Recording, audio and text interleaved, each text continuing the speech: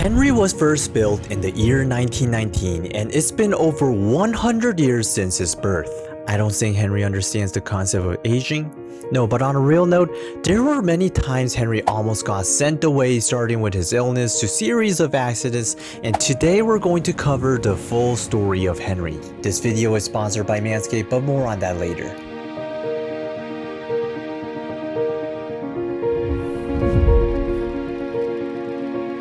May of 1945, Wilbur Awdry published the first book on the Railway series. Awdry originally put these stories together for his son at bedtime, but little did he know, these characters would become famous all across the world. Henry's origin is a bit unfortunate.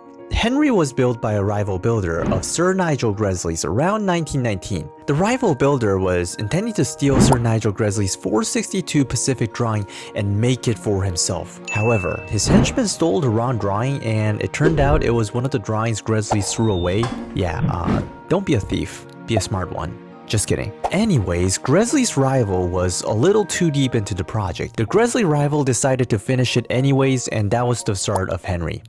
Very unwanted, a little unfortunate. After the build, Gresley's rival really wanted to get rid of Henry as fast as possible, and it was a struggle. However, in 1922, Sir Topham Hatt, who was in desperate need of a big engine, decided to buy Henry, and this is where Henry's journey begins. Well, the moment Sir Topham Hatt buys Henry, he was a little disappointed.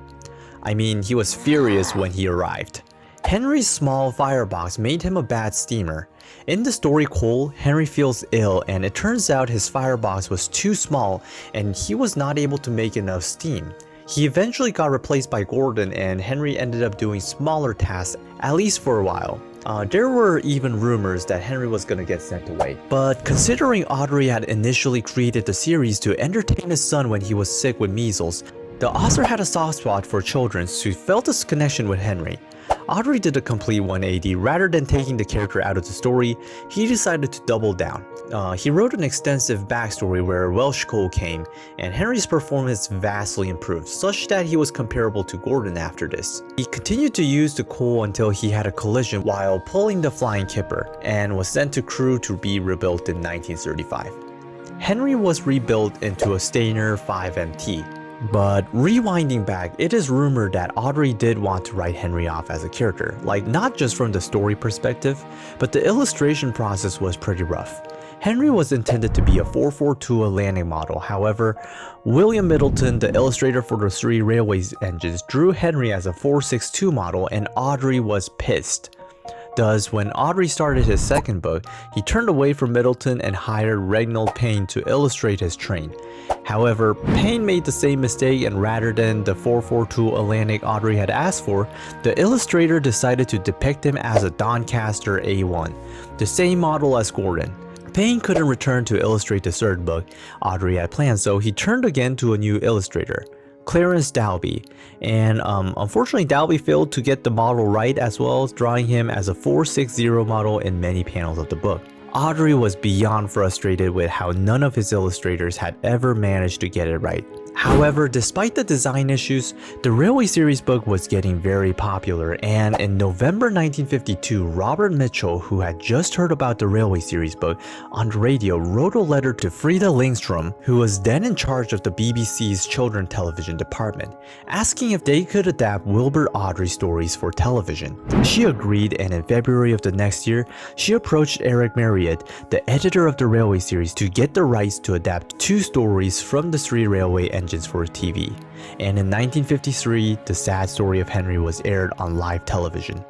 Unfortunately, footage for the episode no longer exists, as being a live broadcast, it was likely never recorded. Anyways, this was based on the well-known story where Henry refuses to leave a tunnel in fear of the rain spoiling his green paint. But you guys don't need to worry about getting dirty because of our sponsor Manscaped. Manscaped is trusted by more than 9 million men worldwide for their hygiene products, and I've been using the Handyman Compact Face Shaver for the past few days. It's a game changer, guys, and I I've been able to shave every stain to the skin and feel my best, unlike Henry spoiling his paint in the rain. Actually, Henry's existing paintwork had been spoiled more by his day in the tunnel than it would have been by the rain. Now, Handyman is equipped with a unique dual blade feature, guys. It features a standard foil shaver as well as a long hair lever blade to knock down up to 3 days worth of growth.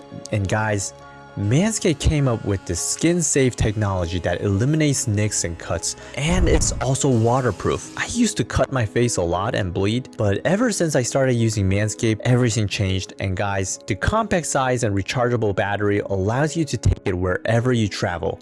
It's a must-have for jet setters and adventurers alike, and because I believe in this product so much, I've worked out a special deal for you guys. Go to manscaped.com and use the code ThomasC20 at checkout to get 20% of your purchase of the Handyman. Anyways, the tunnel incident is actually before he was rebuilt into a Stainer 5MT, and during this phase, Henry went through some paint changes. Initially, Henry asked him to be painted blue like Edward, but then people started confusing him with Gordon.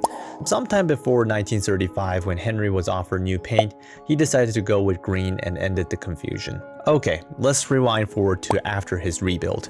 After returning, Henry was added to the rotation for the Express, and he was performing so well to the point that he even made Gordon jealous. Gordon criticized Henry for whistling loud at the stations, but had to eat his words later that day after his own whistle valve jammed open. These sequence of events somewhat boosted Henry's confidence, but it also made him a little arrogant at times. When Queen Elizabeth II was due to visit Sodor in 1953, Henry assumed that he was first choice to pull the royal train, but the day before, while he was idling at the station, his smoke blinded a painter who fell along with his paint pot onto Henry. The paint splashed over Henry's boiler, and as painting over it would take too long, Gordon was given the job instead. Moving forward, Henry's personality got bigger, like in a not so good way. For instance, when Duck arrived in 1955 to take over Percy's duty as station pilot, Henry started teasing Doug and tried to give him orders as he had been doing to Percy. Luckily, Sir Topham had put Henry back in his place, and Henry respected Doug a little more. But that respect was short-lived, as in 1957, a diesel falsely claimed that Doug had been staying bad sinks. Henry, furious at being called old square wheels, joined Gordon and James in borrowing Doug from the shed. However, I guess Henry felt a little sorry, because a few days later when he realized it was Diesel slandering Duck. Going deeper into Henry's personality, it sometimes made me question, was Henry actually good? Like in 1968, when Gordon became depressed, Henry started teasing him about getting a washout to feel better. That is not nice. And not just that, later when Gordon's brother, Flying Scotsman, visited, Henry was jealous out of his mind, and he also wanted an extra tender. Okay, I know I'm talking a lot of smack about Henry, but he really cared for nature. Henry really tried to prevent the tall pine trees and the wishing trees from being cut down, and overall he deeply cared for his friends. However, I couldn't quite shake the feeling there was some kind of sadness and insecurity to Henry's character, which made me relate to Henry more and more, and somewhat liking him despite his flaws. Although Henry's start was rough, Henry became a great useful train, overcoming his limitations, and it really taught me it's not how you start that's important, but it's more of how you develop along the way.